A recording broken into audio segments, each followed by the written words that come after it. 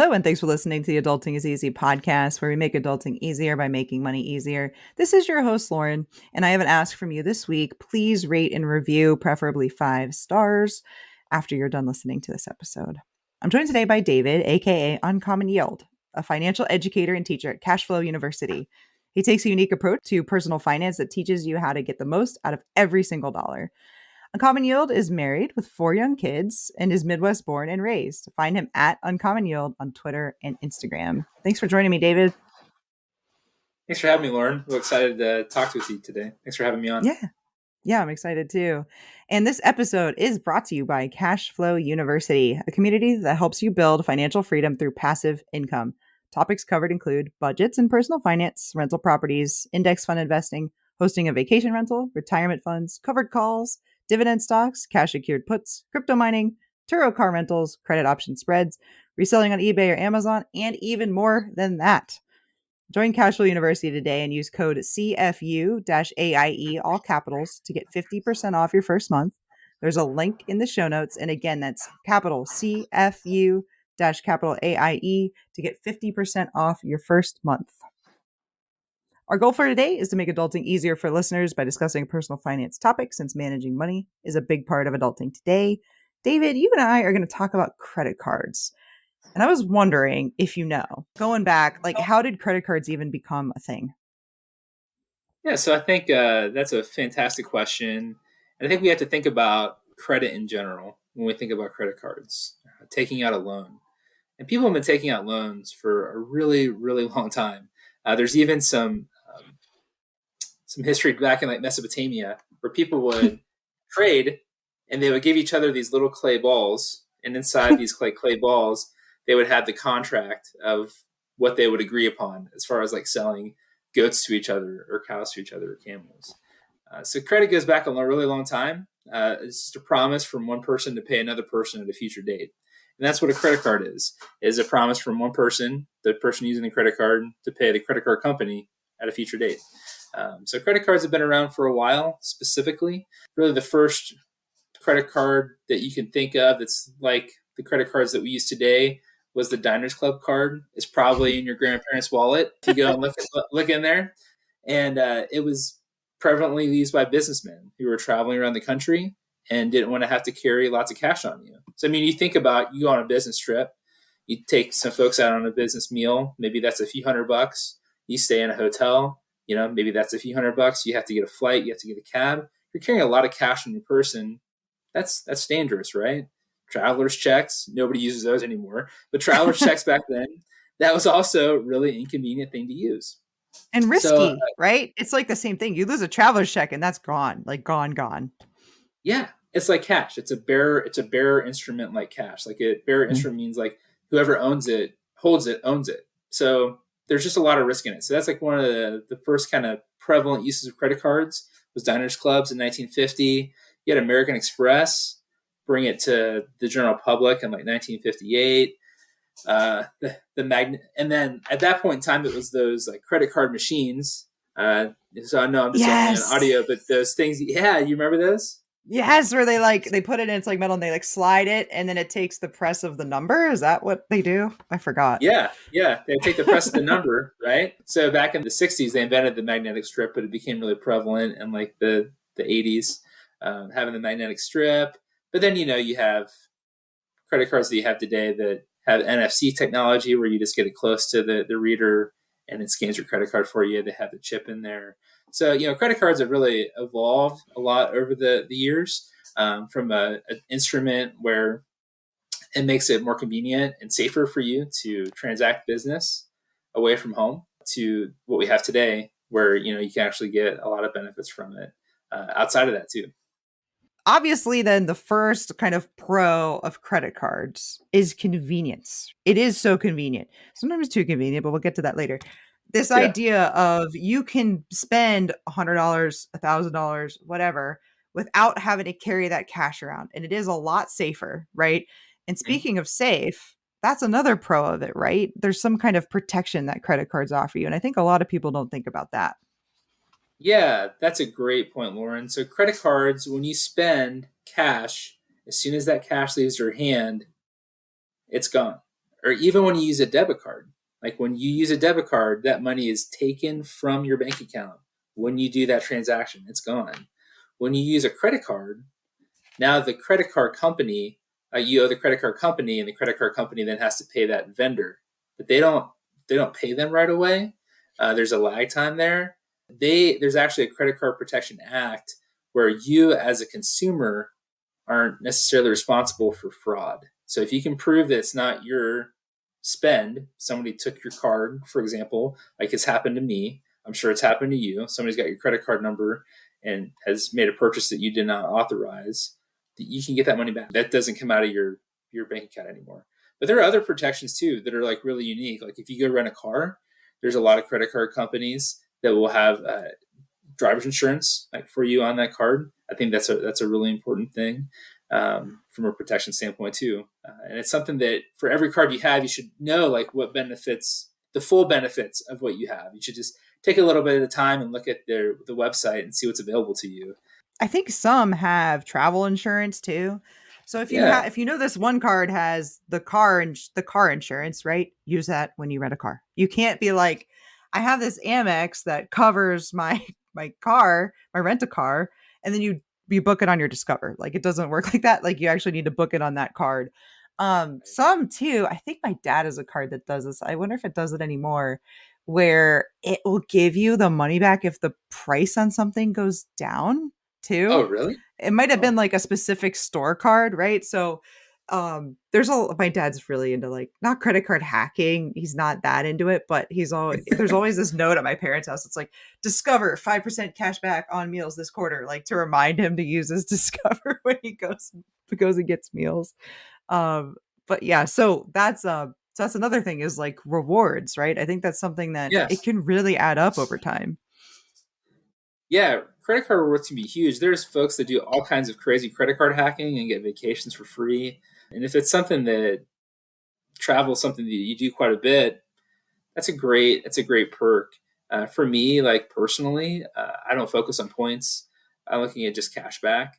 Sometimes the credit card companies they will take points away or make points worth less, or you have to really keep track of them to use them effectively and have a. I would say if you're going to use points, you need to have a real plan for when you have them. But I just use cashback just from a simple standpoint that I don't have to think about it a whole lot. Once a month, I go in and claim my whatever cashback I have, and then it's done. Yeah, absolutely. And when I had a Bank of America credit card and a Bank of America account, savings account or checking account, whatever. Well, I guess I had both. What they would do too is if you like redeemed it a certain way, you got like 1.25 instead of for every 1 point you got 1.25. So that was cool too. And I shared this in Cashflow University the other day. My husband, I didn't even know he was doing this, has been redeeming our credit card points for gift cards, and Nice. some of them are for Chipotle, which I don't eat. It doesn't sit well with me. And I was like, "You're using my credit card points for Chipotle." But what he did was really cool was he redeemed some of them as Wayfair gift cards, which were like it was like a 20% bonus or something, and he redeemed them in Wayfair Nice. gift cards. And then when we set up a new short-term rental, I had $300 worth of Wayfair stuff to use. So that was pretty cool too. That's awesome, and I think it's just going in there and taking a few minutes to see what opportunities are there.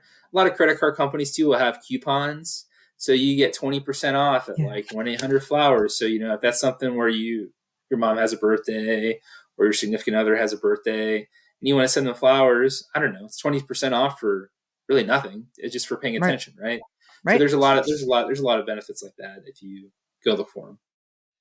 But there's some downsides to credit cards too. And I think in some ways they get a bad rap for these reasons. But can you talk a little bit about that?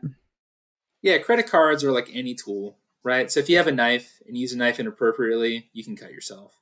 So if you use a credit card poorly, you can also hurt yourself too. So a couple of things to keep in mind that really reduces friction. So when you spend using a credit card, it's really easy. You don't have to take that money out of your wallet. You don't see it's really that tangible nature of spending cash is not there. So you can easily overspend with a credit card. So if you have a spending problem or if you're really heavily in debt, credit cards might not be a good idea for you.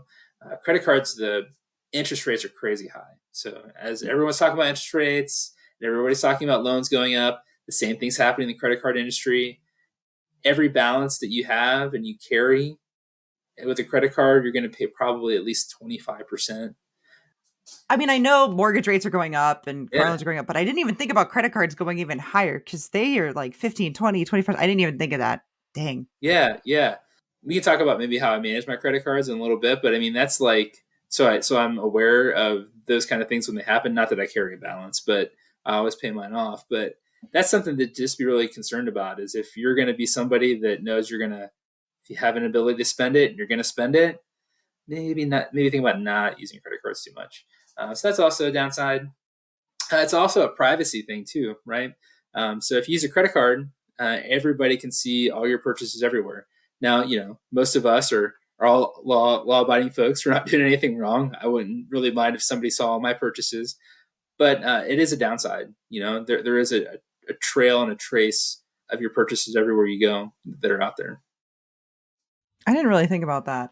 So you talked about how if you have a spending problem, you shouldn't use a credit card. Who should have credit cards then?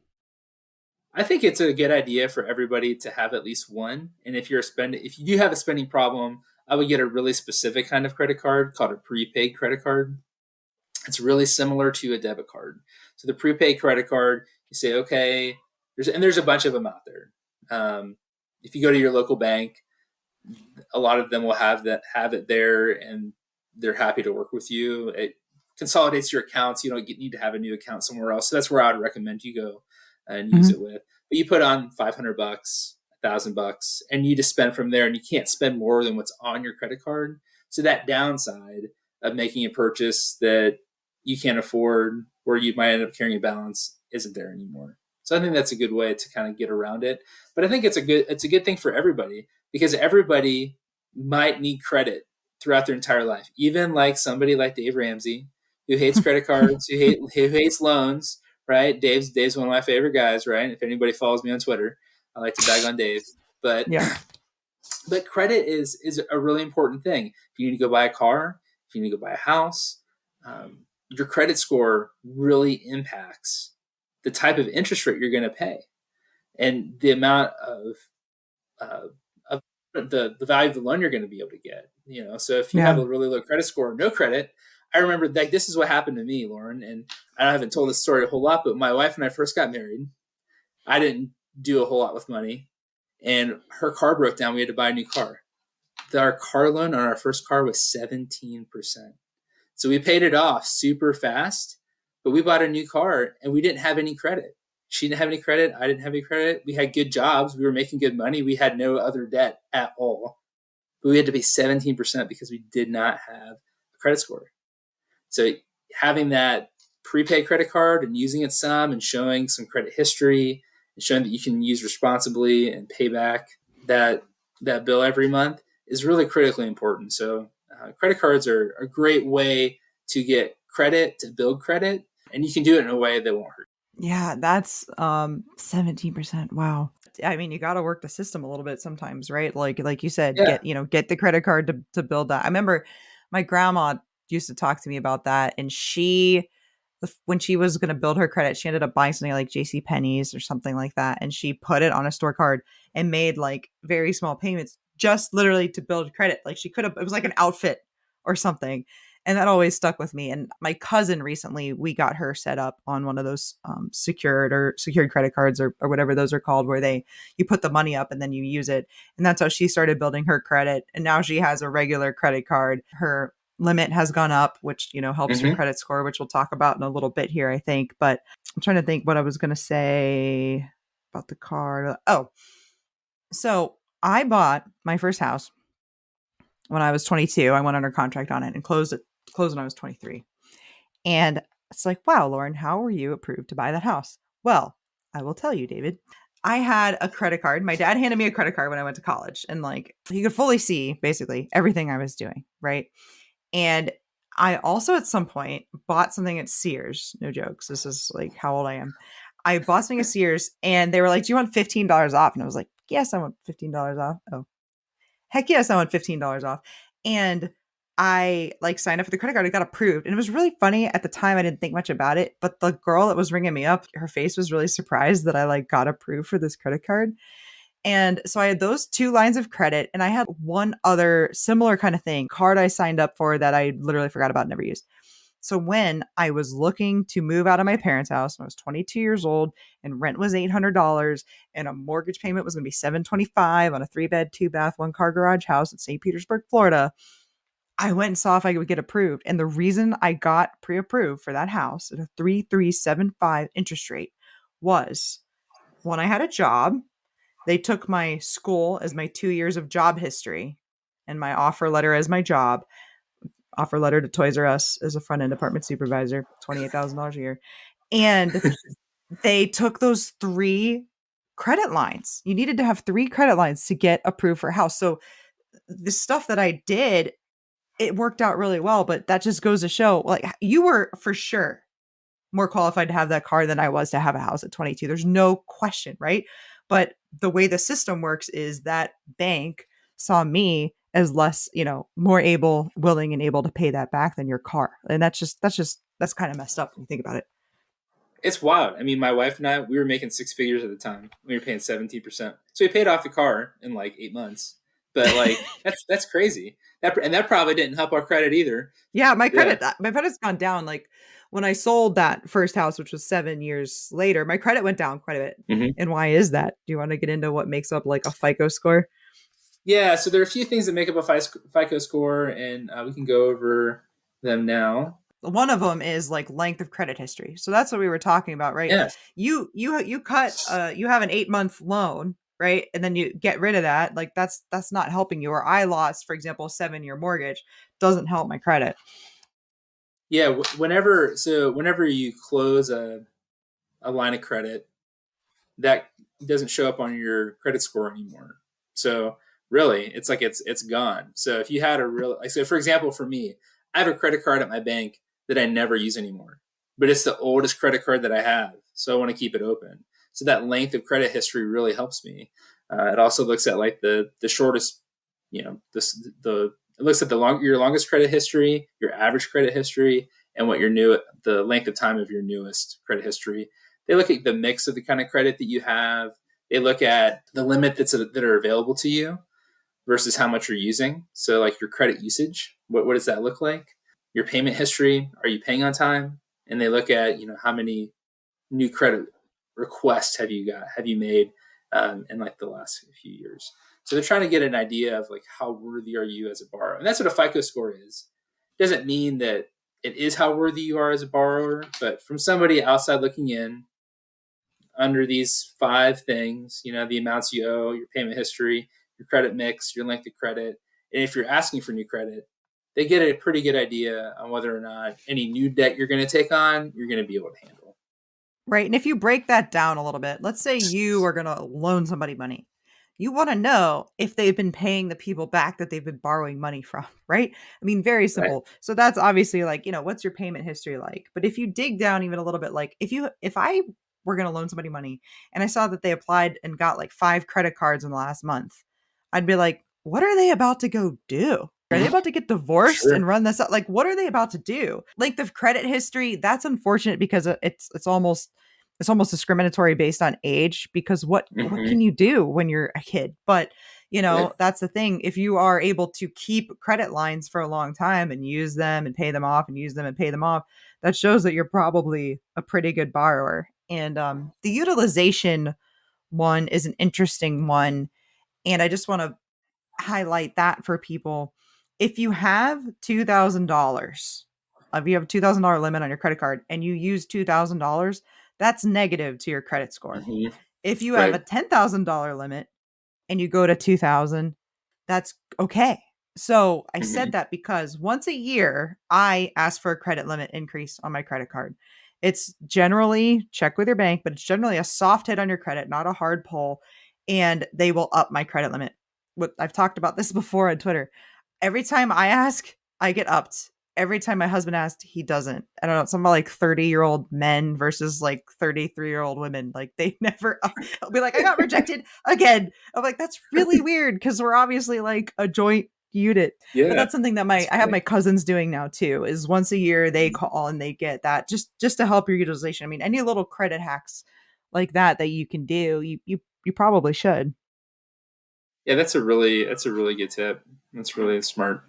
Let's talk about how you manage your own credit cards. Yeah, so I have a bunch of credit cards. I think I have seven, but I have them all for very specific purposes. And the way that I manage those credit cards is I use a tool called Mint. It's a free budget tracking tool out there, just mint.com. It's owned by Intuit, which does TurboTax. So you actually can like import stuff into TurboTax at the end of the year. It's kind of nice. But I have a bunch of different accounts. I've got like a Chase card, a Chase Amazon card. I have a Costco City card. I have a double City Double Cash card. I have an Amex card. I have a Target card. So that's a lot of different credit cards. I think I have one that I'm missing. I said that one, but that's a lot of different credit cards, right? And it's a lot of different separate accounts that are all over the place. So the nice thing about Mint is they all come and I can point them all there and see all of those transactions all at once. So I just have a habit of going there every day and seeing what transactions are there, seeing if everything makes sense. I've actually caught fraud before the credit card companies have caught fraud, just Yep. because I just have a habit of going there and checking. My bills, when they're due, gets automatically populated in Mint.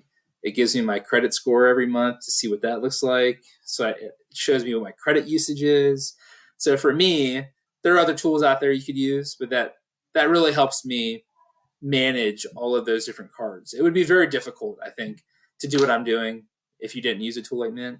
You can make it work, but for me, that's how I make it manageable and easy. Yeah, that's an awesome tip where you can see them all in one place. Knowing we were preparing for this, I was thinking about how many cards I have, and I have five. I have that one from college that my dad gave me. It's like your one that you don't use. I've had it literally since I was 18 years old. So that's 15 years. Is that right? Yeah. Wow. Mm-hmm. 15 years that I've had this card, right? And it's open. So there's an open line. And I've gotten notices a couple times that they were going to close my card. And so I went ahead and like bought something on it and paid it off right away. I have a personal card. This is my Bank of America card. I had this since before I got married. And I still put stuff on there like if I get my hair done, I get my hair highlighted every 2 years. So if I get my hair done, or if I go get my toenails done, or if I go like shopping or something like that, like something where it's like it doesn't really fit into like a joint expense. That's what I use that for. And then we have Mm-hmm. a joint card, which that's like groceries pretty much is what goes on there. And then we have a Mm-hmm. business card, so for short-term rentals. So, Nice. we had those Wayfair cards, but like everything else for the Amazon went on there, and that we get like I said, what my husband does is he redeems those for the credit cards, or we do cash back. So my Bank of America is 1% for everything, 2% for groceries, and 3% for gas. I think, or maybe the other way around there, but Pretty and then good. I have one for I have a Home Depot card, of course, right? Like you can't be into real Yeah. estate and not have a Home Depot card. Then my husband has a Lowe's, so we've got it all There covered. you go. There you go. So Yeah, I think for me, I do City Double Cash. It's kind of like my everyday for everything. It's 2% back on cash back on everything.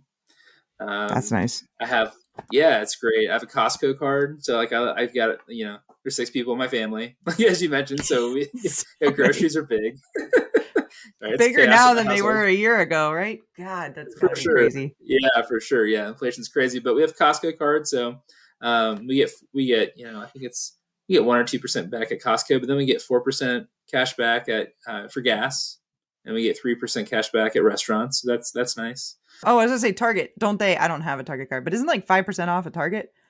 That's a big Yeah, it's deal. like 5%. Yeah, five Yeah, percent off Target, and then I think you get an additional discount on the closeout items too. So I mean, it's yeah, nice. that I mean that's worth it. And like some of those store cards too, that they don't do a full pull on your credit as well. You have to check and make sure that's the case. Hmm. So if you're like a little unsure about your credit score, or you're about to like buy a house or buy a car, maybe not a good idea because you don't want to have that hit on your credit score, like we talked about. Like it's important to be able to get good credit there. But but yeah, like Target's great. We have an American Express Blue Cash Preferred card for groceries. So that's the only one that I have that has an annual fee. So a lot of cards will have an annual fee. Good point. So you need to pay attention to that too. I hadn't brought that up. That's we get 6% cash back on groceries there. So we use the full limit that we're allowed to use on groceries. So it ends up being about 4.5% when you take into account the fee Hmm. for. So you just need to do that math, make sure it makes sense for you. And then I have an Amazon card that's 5% cash back on Amazon. So I mean, it's a lot of cards, but we oh, and then I forgot one. I have another one that I just started, and it's a 0% cash back, or a 0% card for 21 months. So when I bonds went absolutely crazy, so this is kind of my uncommon yield thing coming out. When I bonds went crazy, they were like almost 10%. I was like, oh my gosh, like this is like free money. So I used my 0% card to buy stuff for a few months, ran it up to the max, and then I bought $20,000 of I bonds. I'm gonna make like, I don't know, a couple $1,000 for free because I pay off my credit cards every month. I'll take out the I bonds and I'll pay off the credit card balance at the end if that's what makes sense. That's the best thing to do at that point in time, and I'll make $2,000 for free just by being creative in the way that I'm using credit cards. Yep. And that is why you are uncommon yield, right? And guys, so you can tell as we're talking, credit cards, there's a lot of utility. They're very useful. There's a lot of ways that you can kind of play with them and make them work for you versus the credit card companies. But you don't pay that off 1 month, and any reward, anything that we talked about, it will be wiped out. So that's just something, it does take a lot of discipline. It also takes, I think, some getting used to. But I just wanted to Mm-hmm. point that out. You can tell as we're talking, and David uses his cards different ways than I use mine, but there's a lot of thought that you can do. And I don't want you to be overwhelmed. Take it little by little. You don't need to go out and get all of those 7 cards that David has or the 5 that I have right now. But little by little, you can kind of add these things up and make the credit cards work for you rather than the other way around. Yeah, build your system over time. Like Lauren was talking about she went through FICO and all the different measurements in FICO and how they impact things. If you go out and try to apply for those 7 credit cards all at one time, that'll like blow your FICO score up. I would not recommend doing that. But if you add one, maybe every 6 months or once a year, build it into your system, like Lauren said, get used to it. I think you can get there. If you don't want that complexity, that's okay too. So I'm trying to get the most out of every dollar I spend. I geek out on this kind of stuff. I think it's a lot of fun. It was a big one for me to get my dad to get to upgrade one of his credit cards to get something back for him. And he was like, he's been super jacked out that he's getting, a couple percent cash back on his credit cards. He's super pumped, and he's happy that he has one card and he doesn't have anything else to manage. So Yeah. whatever works for you is okay. Yep. That's fine. That's easy. So is there anything else you want to add, David, before we wrap up? I just really appreciate you having me on, Lauren. I hope this was helpful. If you did like the content here, follow me on Twitter. Like Lauren mentioned before, that's where I'm most active. If you follow me on Instagram, you'll probably see me screenshot my tweets there. So follow me on Twitter, and definitely give us a look up at Cashflow University. There's a lot of other tools and tips and tricks that we can share with you that can really elevate you and your finances. Yep. Yep. David and I are both teachers in Cashflow University. So definitely check that out. We mentioned all of those topics at the top. And again, there's going to be a link in the show notes for you to sign up. And it's CFU-AIE to get 50% off your first month. You can follow me on Twitter at Adulting is Easy. I'm also on YouTube as well and Facebook. You can email me at realadultingiseasy@gmail.com. You can follow me on Instagram at adultingiseasyreal. I'm not even as good as David. I'm not going to lie. I don't even screenshot my tweets and put them there, but maybe someday, maybe by the time you listen to this, guys, I'll be on it. Thanks again for listening, everybody. Hopefully we've made adulting a little easier for you.